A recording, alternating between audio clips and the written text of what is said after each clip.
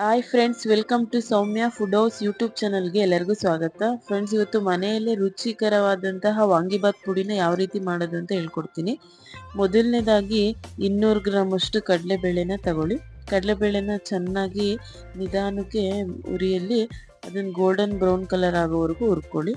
So ಅದು golden brown colour ಆಗೋಷ್ಟರೊಳಗೆ ದಯವಿಟ್ಟು ಯಾರೆಲ್ಲ ನಮ್ಮ ಚಾನಲನ್ನು ಸಬ್ಸ್ಕ್ರೈಬ್ ಆಗಿಲ್ವೋ ಕೆಳಗಡೆ ಕಾಣ್ತಿರ್ತಕ್ಕಂಥ ಸಬ್ಸ್ಕ್ರೈಬ್ ಬಟನ್ ಮೇಲೆ ಒತ್ತಿ ಮತ್ತೆ ಬೆಲ್ ಐಕಾನ್ ಮೇಲೆ ಕ್ಲಿಕ್ ಮಾಡಿ.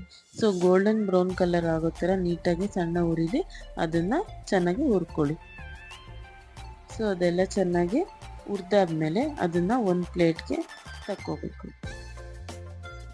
ಸೊ ಒಂದು ಪ್ಲೇಟ್ಗೆ ತೆಗ್ದಾದ್ಮೇಲೆ ನೆಕ್ಸ್ಟು ಅದೇ ಬೌಲ್ಗೆ ಅದೇ ಪ್ಯಾನ್ಗೆ ಮತ್ತೆ 1 ಟೇಬಲ್ ಸ್ಪೂನ್ ಅಷ್ಟು ಕಾಳು ಮೆಣಸು ಹಾಕ್ಕೊಂಡು ಅದನ್ನು ಕೂಡ ನೀಟಾಗಿ ಹುರಿರಿ.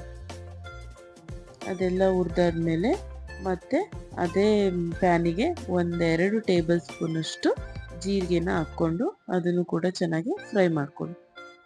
ಅದನ್ನು ಚೆನ್ನಾಗಿ ಹುರಿದ್ಮೇಲೆ ನೆಕ್ಸ್ಟು ಮತ್ತೆ ಅದೇ ಪ್ಯಾನಿಗೆ 2 ಟೇಬಲ್ ಸ್ಪೂನ್ ಅಷ್ಟು ಧನಿಯಾನ ಹಾಕ್ಕೊಳ್ಳಿ. 2 ಟೇಬಲ್ ಸ್ಪೂನ್ ಅಷ್ಟು ಧನಿಯಾ ಹಾಕ್ಕೊಂಡು ಅದನ್ನು ಕೂಡ ಚೆನ್ನಾಗಿ ನಿಧಾನಕ್ಕೆ ಲೋ ಫ್ಲೇಮಲ್ಲೇ ನಾವು ಗ್ಯಾಸನ್ನು ಇಟ್ಕೊಂಡು ಆದಷ್ಟು ನಿಧಾನಕ್ಕೆ ಹುರಿಬೇಕು. ಜಾಸ್ತಿ ಫ್ಲೇಮಲ್ಲಿ ಇಟ್ಟರೆ ಸೊ ಎಲ್ಲ ಸೀದೋಗುತ್ತೆ. ಸೊ ಅದಕ್ಕೆ ನಿಧಾನ ಉರಿಯಲು ಈ ಥರ ನೀಟಾಗಿ ಅದನ್ನೆಲ್ಲನೂ ಫ್ರೈ ಮಾಡ್ಕೋಬೇಕು. ಇದೆಲ್ಲ ಫ್ರೈ ಆದಮೇಲೆ ನೆಕ್ಸ್ಟು ಮತ್ತೆ ನಾವು ಅದೇ ಪ್ಯಾನಿಗೆ 1 ಟೇಬಲ್ ಸ್ಪೂನ್ ಅಷ್ಟು ಮೆಂತ್ಯನ ಹಾಕ್ಕೋಬೇಕು. ಅದನ್ನು ಕೂಡ ಚೆನ್ನಾಗಿ ಗೋಲ್ಡನ್ ಬ್ರೌನ್ ಕಲರ್ ಥರ ಹುರ್ಕೊಂಡು ಅದಾದಮೇಲೆ ಮತ್ತೆ ಇನ್ನೊಂದು ಪ್ಯಾನಿಗೆ 2 ಚಕ್ಕೆ ಮತ್ತು 6 ಲವಂಗ, 4 ಏಲಕ್ಕಿ ಹಾಕ್ಕೊಂಡ್ಬಿಟ್ಟು ಅದಕ್ಕೇ ಒಂದು ಕಾಲು ಭಾಗದಷ್ಟು ಜಾಕಾಯಿನ ಹಾಕ್ಕೊಳ್ಳಿ. ಜಾಕಾಯಿ ಹಾಕ್ಕೊಂಡು ಅದನ್ನು ಕೂಡ ಚೆನ್ನಾಗಿ ಹುರ್ಕೊಳ್ಳಿ. ಅದೆಲ್ಲ ಚೆನ್ನಾಗಿ ಫ್ರೈ ಆದಮೇಲೆ ಮತ್ತೆ ಅದೇ ಪ್ಯಾನಿಗೆ ನಾವು ಸ್ವಲ್ಪ 20 ಕರಿಬೇವನ್ನ ಹಾಕ್ಕೊಳ್ಳಿ. ಕರಿಬೇವನ್ನು ಕೂಡ ನೀಟಾಗಿ ಈ ಥರ ಹುರ್ಕೊಳ್ಳಿ.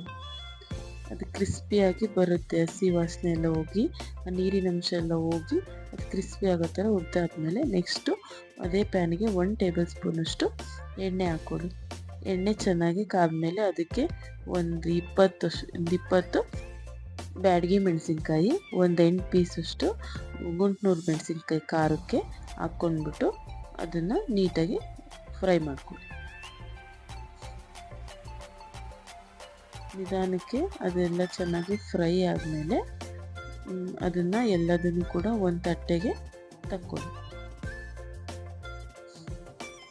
ನೋಡಿ, ಒಂದು ತಟ್ಟೆಗೆ ತೆಗೆದ್ಮೇಲೆ ಅದೆಲ್ಲ ಫುಲ್ ತಣ್ಣಗಾಗೋವರೆಗೂ ಬಿಡಿ. ನೋಡಿ ಎಷ್ಟು ಕ್ರಿಸ್ಪಿಯಾಗಿ ಬಂದಿದೆ ಅಂತ. ಸೊ ಈ ಥರ ಎಲ್ಲ ಆದಮೇಲೆ ಅದನ್ನು ಒಂದು ಮಿಕ್ಸಿ ಜಾರ್ ತಗೊಂಡು ಹುರಿದಿರ್ತಕ್ಕಂತಹ ಎಲ್ಲ ಪದಾರ್ಥನೂ ಮತ್ತು ಬ್ಯಾಡಗಿ ಮೆಣಸಿನ್ಕಾಯಿ, ಗುಂಟ್ನೂರು ಮೆಣಸಿನ್ಕಾಯಿ ಇತ್ತಲ್ಲ ಅದನ್ನು ಕೂಡ ಎಲ್ಲದನ್ನು ಒಂದೇ ಸರಿ ಹಾಕ್ಕೊಂಡು ಅದನ್ನು ನೈಸಾಗಿ ಪೌಡ್ರ್ ಮಾಡ್ಕೊಳ್ಳಿ. ನೋಡಿ ಫ್ರೆಂಡ್, ಎಷ್ಟು ಚೆನ್ನಾಗಿ ಪೌಡ್ರು ನೈಸಾಗಿ ಬಂದಿದೆ ಅಂತ. ಸೊ ಇದೇ ಥರ ಮಾಡ್ಕೊಂಬಿಟ್ಟು ಅದನ್ನು ಒಂದು ಬಾಕ್ಸಲ್ಲಿ ಸ್ಟೋರ್ ಮಾಡಿಟ್ಕೊಳ್ಳಿ. ಸೊ ಸ್ಟೋರ್ ಮಾಡಿಟ್ಕೊಂಡ್ರೆ ನಾವು ಯಾವಾಗ ಬೇಕಾದರೂ ಇಮಿಡಿಯೇಟಾಗಿ ವಾಂಗಿಬಾತ್ ಮಾಡ್ತೀವಿ ಅಂದಾಗ ಸೊ ಯೂಸ್ ಮಾಡ್ಕೋಬೋದು. ಟೇಸ್ಟು ಕೂಡ ತುಂಬ ಚೆನ್ನಾಗಿ ಬಂದಿದೆ ಫ್ರೆಂಡ್ಸ್. ಸೊ ನೀವು ಕೂಡ ಒಂದ್ಸಲ ನಿಮ್ಮ ಮನೇಲಿ ಟ್ರೈ ಮಾಡಿ ಇದೇ ಥರ ಸ್ಟೋರ್ ಮಾಡಿ ಇಟ್ಕೋಬೋದು. ನೆಕ್ಸ್ಟ್ ಅಂಗಡಿಯಲ್ಲಿ ನೀವು ತರೋದಕ್ಕೆ ಇಷ್ಟಪಡಲ್ಲ. ಸೊ ಮನೆಯಲ್ಲೇ ಈ ಥರ ಮಾಡ್ಕೊಂಡು ತಿನ್ನೋದ್ರಿಂದ ಹೆಲ್ತಿಯಾಗೂ ಇರುತ್ತೆ, ಟೇಸ್ಟಿಯಾಗೂ ಬರುತ್ತೆ. Thank you for watching.